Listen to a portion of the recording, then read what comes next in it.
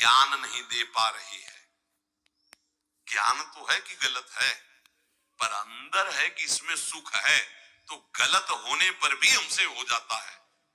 ये ज्ञान सच्चा नहीं है कि इसमें सुख नहीं है। और जिसके हृदय में ये आ गया है कि संसार में भोगों में सुख नहीं है, सातरत सा लोकांतर, बस इतना ही झंझट है।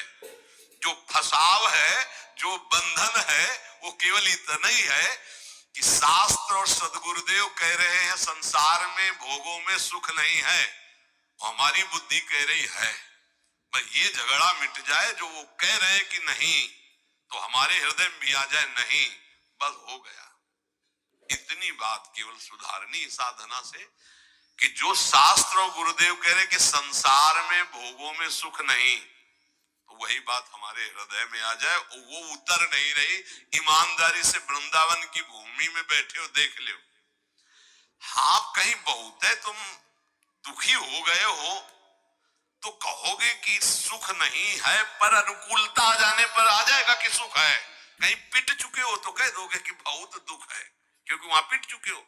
लेकिन वही अनुकूलता आ जाए तो फिर आ जाएगा कि ले सुख तो है। बहुत विचित्र है भगवान की ये माया, बहुत विचित्र है। जब मनुष्य उपासना मार्ग में चलता है तो कामनाओं की बाढ़ आती है, ध्यान रखना। कैसे? जैसे किसी दुश्मन को गिरा दिया है, वो पड़ा है तो वो आराम से बैठा हुआ, उसको कोई दिक्कत नहीं क्योंकि पड़ा है। अगर खड़ा हो गया दुश्मन, अब वो क्या करेगा? बैठा रहेगा? वो तो पूरी ताकत लगा के फिर गिराएगा। अपने लोग खड़े नहीं, अपने लोग चल पड़े हैं प्रभु की तरफ। आप काम टांग मारेगा कि एक कदम नहीं चलने देंगे। तो ये ज्ञानिनो नित्य वैरिणा।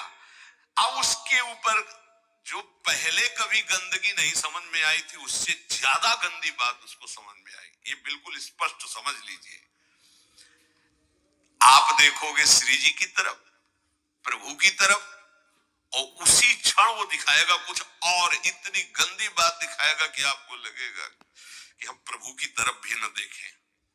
रख रहे हैं भोग प्रभु को पवाने के, और वो अपना का क्या आंख मूंद करके बैठो। भोग लगाने के समय तो मानसिक भोग पवाया जाता है क्या? अरे वो पता नहीं कहां कहां विचरता है, कहां कहां विचरता है। भक्तमाल में एक चरित्र में आता है कि एक